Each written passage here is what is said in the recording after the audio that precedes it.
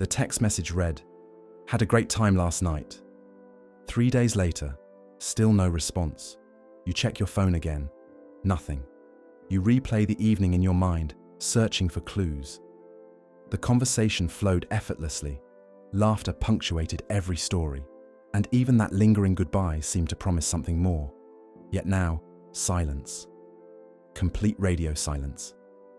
Ghosting, that modern phenomenon where someone vanishes from your life without explanation, leaves a unique kind of wound. It's not just rejection, it's rejection without closure. The mind fills this vacuum with self-doubt, racing through every word spoken, analyzing each gesture made, wondering what fatal flaw you revealed that caused someone to disappear. What if the answer lies not in modern dating culture, but in something far more fundamental to human psychology? The father of psychoanalysis might have recognized these patterns instantly. Though he never swiped right or waited anxiously for a text back, his insights into the human mind offer surprising clarity about why communication breaks down in romantic relationships. The unconscious mind governs far more of our behavior than we'd like to admit. Those seemingly innocent comments that slip out during dinner might be triggering psychological mechanisms that have been operating since the dawn of human consciousness. Understanding these mechanisms doesn't just explain why you're being ghosted, it can free you from the self-doubt that follows. When communication suddenly stops, we often blame ourselves, scrutinizing every word exchanged. Sometimes, certain phrases or conversational patterns do indeed trigger unconscious responses that create distance. Here are 5 things commonly said that may activate psychological defense mechanisms, causing potential partners to withdraw without explanation. I haven't told anyone this before, but my ex completely destroyed my ability to trust. We've been taught that vulnerability creates connection. While true in established relationships, premature emotional unburdening can overwhelm a new acquaintance. The unconscious mind operates on the pleasure principle, seeking gratification and avoiding discomfort. When confronted with heavy emotional content too soon, many people retreat. This psychological protection mechanism activates almost instantly. The date who seemed engaged suddenly feels the weight of unexpected emotional responsibility. Their unconscious mind calculates the effort required to navigate this complexity against the uncertain reward of a new relationship. The math rarely favors continuing. Consider the common scenario. A promising first date transitions from light conversation to personal history. One person shares deeply traumatic experiences from past relationships, unloading years of accumulated pain. The other person listens sympathetically while internally processing this information as a warning sign. Not of the sharer's worthiness, but of the emotional labor that might lie ahead. The unconscious mind doesn't calculate fairness. It calculates survival and pleasure. When faced with emotional heaviness prematurely, it often chooses self-preservation through distance. The person doesn't consciously think, "This is too much emotional baggage." Instead, they simply feel inexplicable discomfort, a vague sense that something isn't right, and gradually pull away. Emotional intimacy requires appropriate pacing. The unconscious mind needs time to build the structures necessary to hold another's pain. When vulnerability accelerates beyond the relationship's foundation, disconnection often follows. Not because the vulnerable person is unworthy of support, but because the psychological architecture to provide that support hasn't been constructed yet. I notice you withdraw when discussing commitment. Is that because of your relationship with your mother? Amateur psychoanalysis during early dating stages triggers immediate defense mechanisms. Even when delivered with genuine concern, psychologizing someone's behavior creates an uneven power dynamic that the unconscious mind recognizes as threatening. When someone positions themselves as the interpreter of another's psyche, they unknowingly activate resistance. The analyzed person feels exposed, their autonomy compromised. Their unconscious registers this as an invasion of psychological territory, a boundary violation that requires defensive action. Dating situations frequently feature this dynamic. One person observes patterns in the other's behavior and offers interpretations based on limited information. "You're afraid of success," they might say, or "you clearly have abandonment issues." These statements, however insightful they might seem to the speaker, create immediate psychological distance. The unconscious mind values autonomy and self-understanding. When someone else claims interpretive authority over our motivations, especially early in acquaintance, it triggers the same resistance that patients in psychoanalysis experience, except without the therapeutic container designed to work through that resistance. The natural response is withdrawal. This dynamic becomes particularly problematic when one person consistently adopts the therapist role. The relationship becomes a clinical exercise rather than a partnership of equals. The unconscious recognizes this imbalance long before conscious awareness catches up, often leading to unexplained distance. My ex always surprised me with thoughtful gifts. She really understood how to make someone feel special. The unconscious mechanism of transference, projecting feelings from past relationships onto current ones, works both ways. When someone repeatedly references former partners, they unknowingly invite their date to experience the psychological presence of these absent figures. These comparisons create an unconscious triangulation. The present interaction becomes crowded with ghost relationships, preventing new connections from forming on their own terms. The mind registers this as competition with invisible rivals, a contest it never agreed to enter. Dating conversations often drift toward relationship history. When one person consistently measures current experiences against past ones, they create impossible standards. My ex was so spontaneous, they might say, or my previous partner never questioned my friendships. Each comparison introduces a psychological competitor. The unconscious mind seeks authentic connection, not auditions against established characters in someone's personal history.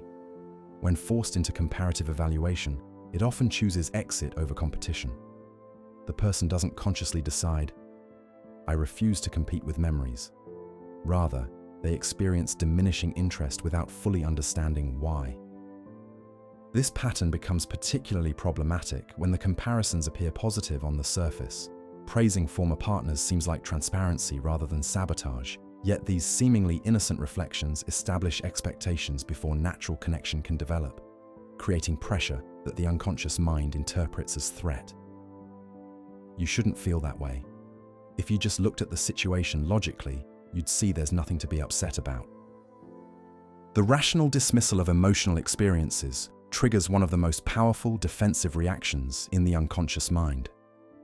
When someone invalidates emotions by suggesting they shouldn't exist or could be reasoned away, they unknowingly attack the core of psychological experience. This dismissal creates immediate psychological distance. The person whose emotions are invalidated feels fundamentally misunderstood, not just in the specific instance, but as a complete being. Their unconscious registers this as existential rejection, not of a particular feeling, but of their entire emotional reality. Dating scenarios frequently feature this dynamic. One person expresses an emotional response to a situation, the other counters with logical analysis. You're overreacting, they might say, or that doesn't make any sense to be upset about. These rational counters, however factually accurate, create emotional disconnection. The unconscious mind doesn't distinguish between emotions and identity. When someone dismisses feelings as irrational or unnecessary, the unconscious interprets this as rejection of the whole self. The natural response is self-protection through withdrawal, not because the person consciously decides the relationship is doomed, but because something essential feels threatened.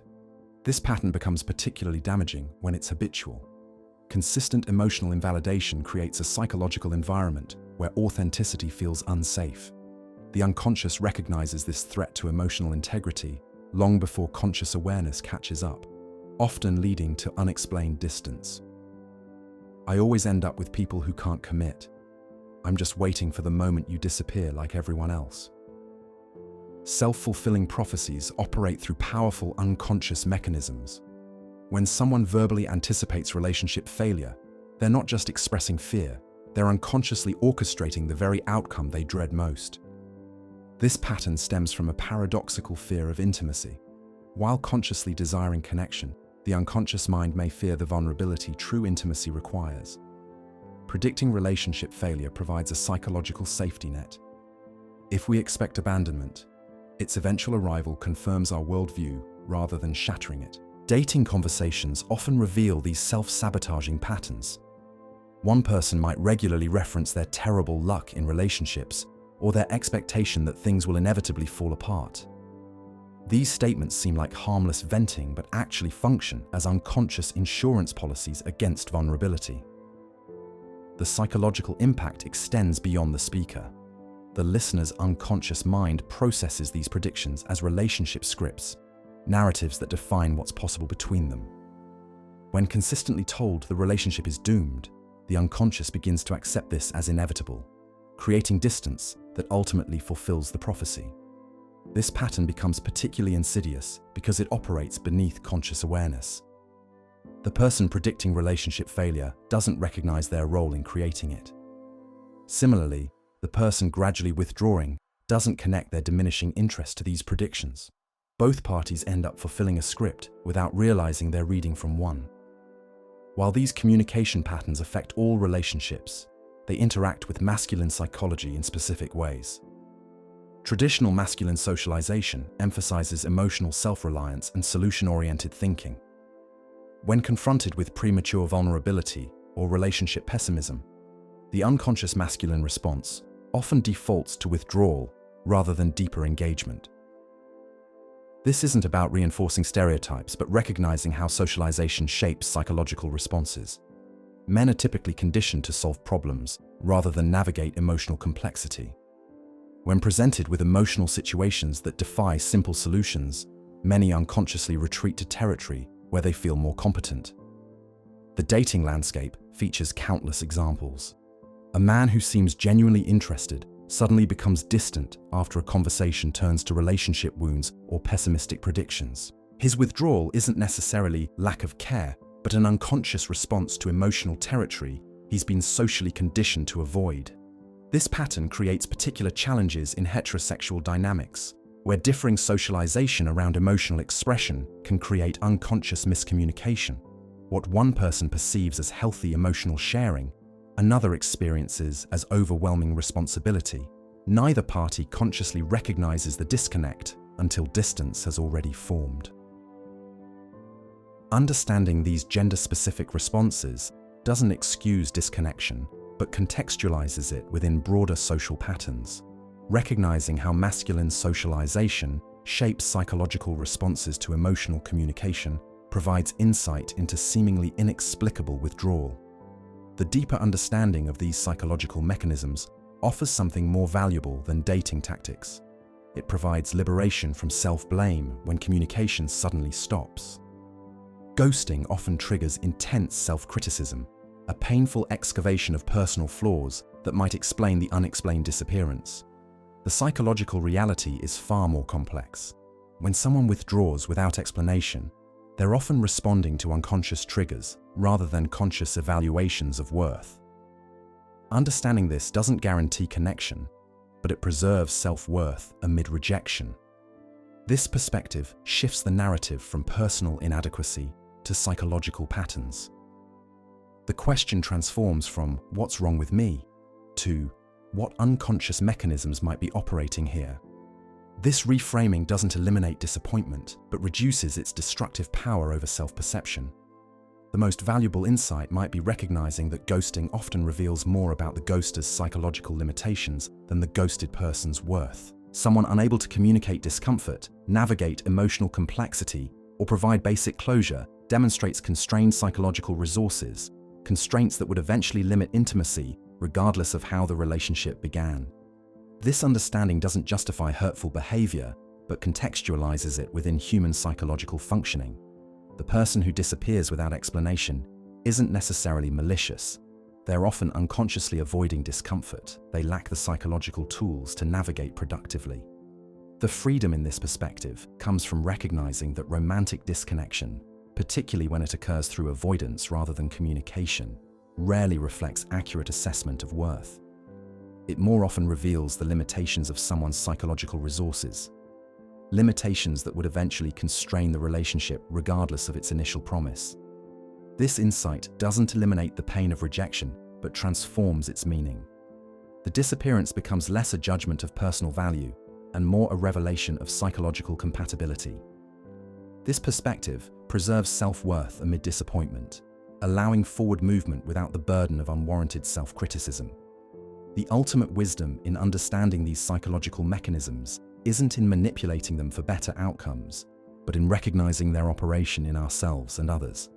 This awareness creates space for compassion, both for those who withdraw when unconsciously triggered, and for ourselves when facing the pain of unexplained rejection.